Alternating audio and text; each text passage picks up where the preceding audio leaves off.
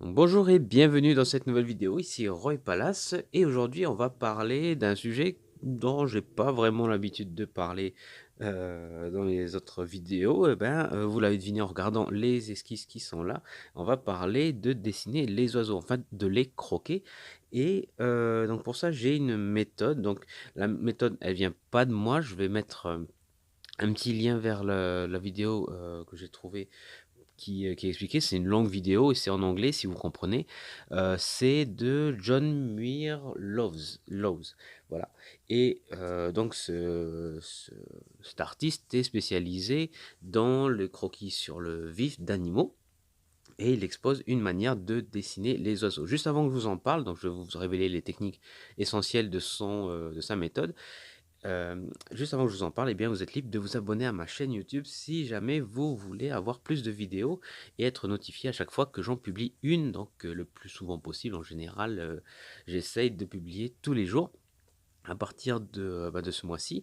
Et donc, voilà, si vous voulez n'en manquer aucune, cliquez sur le bouton en bas à droite rouge qui s'appelle, voilà, où il y a écrit s'abonner. Donc sa méthode, eh bien, lui, il part du principe que dessiner les oiseaux, en plus, il les dessine sur le vif, hein. Là, moi, je vais les faire d'après photo. Je vais essayer sur le vif, mais sa méthode a l'air assez rapide et ça risque de donner des résultats en fait. Donc avant, apparemment, il utilisait une méthode où il dessinait vraiment dans le détail les oiseaux en commençant par des éléments qui étaient finalement assez superficiels. Et au lieu de ça, il est parti du- euh, d'une d'un constat où, en fait, il était vraiment plus important de se focaliser sur la silhouette de l'oiseau plutôt que de commencer par les petits éléments. En gros, si on a la silhouette, imaginez que cet oiseau-là, il soit complètement noir, on ne voit pas les yeux, on voit juste le contour, eh bien, un expert, ben, il pourrait juste par la silhouette dire quel type d'oiseau c'est. Donc lui, sa technique à John, c'est simplement, c'est pas si simple que ça, mais sa méthode, c'est de dire, voilà, on va se focaliser sur la construction de la silhouette dans un premier temps pour être sûr qu'on va reconnaître l'oiseau et après on va ajouter les détails. Donc sa méthode, c'est un petit peu la technique de base d'un croqueur. Simplement, il y a des petites subtilités et je vais vous expliquer ça. Donc, je vais prendre le modèle, je vais vous refaire ce que j'ai fait ce matin. Donc, premièrement, par quoi on commence? Lui, il commence par la ligne du dos, ici. Simplement, là, cette ligne, elle est droite. Donc, moi, je vais la tracer droite parce que sur mon modèle, il est droit. Mais souvent, donc c'est comme ici, comme sur cet exemple-là, où il y a un angle. Donc là, c'est important de connaître la technique des espaces négatifs, donc les espaces négatifs ouverts.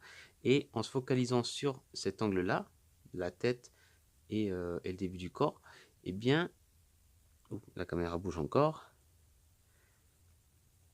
eh bien, on a déjà une singularité de l'oiseau que l'on place sur le papier. Donc là, il n'y a pas d'angle ou un tout petit peu, non même pas, vraiment pas du tout. Et on va dessiner ça.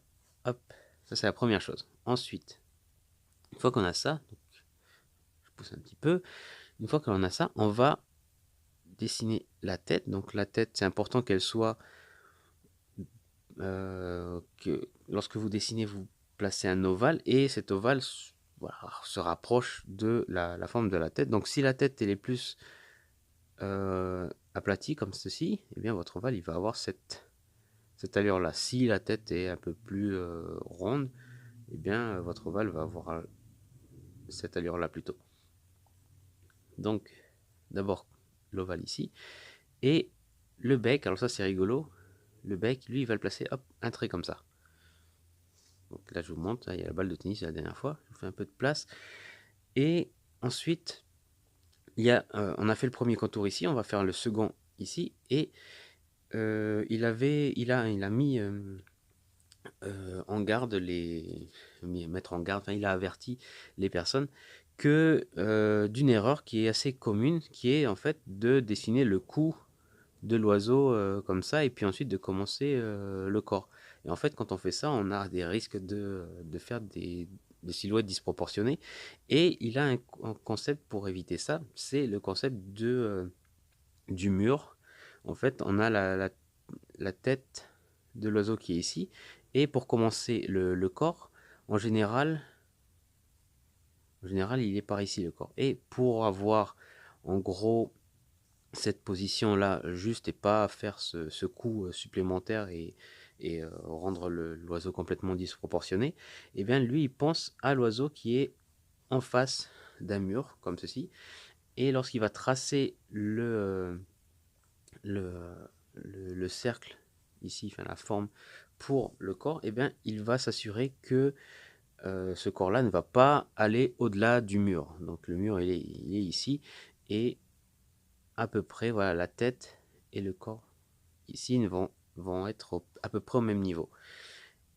Donc de temps en temps, eh bien, la tête est reliée au corps, donc ça va partir directement comme ça. Mais dans le cas dans le cas de l'oiseau que je suis en train de dessiner, eh bien, ici il y a un creux, et encore une fois, les espaces négatifs, ça vous facilite la tâche, donc vous avez un creux ici. Voilà, donc oubliez un petit peu le mur ici, donc ça donne ça. Et vous avez le corps de l'oiseau qui est là. Donc là, après, c'est à votre sens des proportions. Vous devez faire en sorte que le corps ne soit pas trop gros, pas trop petit par rapport à la tête, que voilà, il y a une proportion assez juste. Voilà, si vous pratiquez assez régulièrement, ça vient assez facilement. Donc la technique du mur, le corps ici, et après, eh bien, vous repassez simplement comme ceci. Ensuite, vous avez votre corps qui est là. Donc, si les pattes sont dans les parages, et bien, dans la foulée, vous esquissez les pattes. Donc, vous voyez ici, une espèce de rectangle là. Voilà, en plus, on voit juste deux griffes ici, et c'est tout. Donc ça, c'est assez facile. Après, il reste la queue de l'oiseau. Queue de l'oiseau qu'on simplifie également. Donc déjà, important, c'est de noter la direction. Donc il va à peu près dans cet angle-là. Donc on part ici également. Et puis voilà, on marque. Donc, vous voyez que là, on a déjà notre silhouette. Et puis après, il ne reste qu'à placer les ailes. Donc pareil, on marque la direction et on trace ici. Voilà. Et en gros, on a notre silhouette d'oiseau. Et après, à partir de maintenant, là, on peut s'amuser à mettre les détails et puis aller vers plus de peaufinage. Donc, en général, bon, ben voilà, on va placer l'œil. On va placer l'œil ici, le bec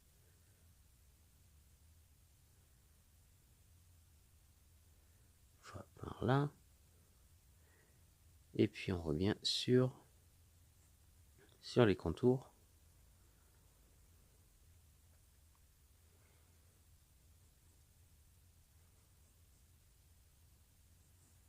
Pour affirmer tout ça, mais voilà. Même si l'oiseau à ce moment-là est parti, si vous avez l'œil ici, vous avez dessiné le bec, euh, voilà, vous avez déjà ce qu'il faut pour qu'on puisse reconnaître l'animal.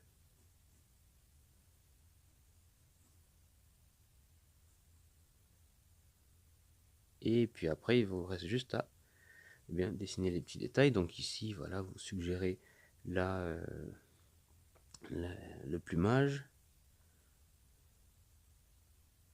Simplement, alors de manière très rapide, les longues plumes ici. Donc là, j'utilise juste des symboles, là, des zigzags.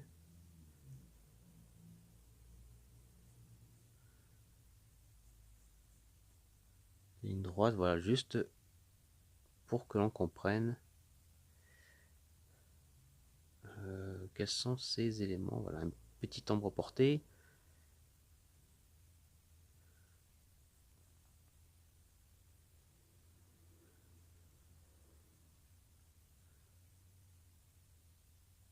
Donc l'aile aurait dû être un peu plus par là, donc j'ai pas assez bien regardé.